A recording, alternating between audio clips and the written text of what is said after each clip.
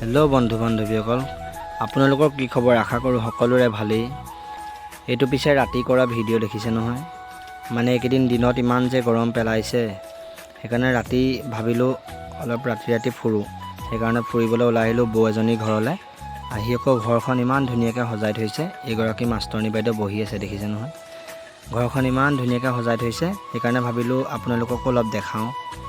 চাওকচোন কিমান ধুনীয়া লাগিছে। এইটো লাইটৰ কভাৰটো দেখিছে নহয়।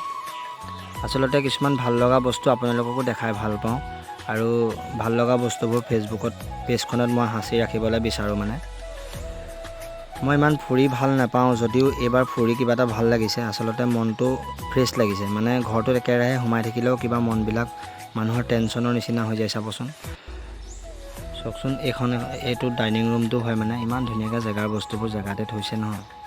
সেইকাৰণে মই ভাবিলোঁ ভিডিঅ' যোগেৰে আপোনালোকক দেখাওঁ। আপোনালোককতো দেখাবলৈ এনেই বেলেগ অপশ্যন নায়েই।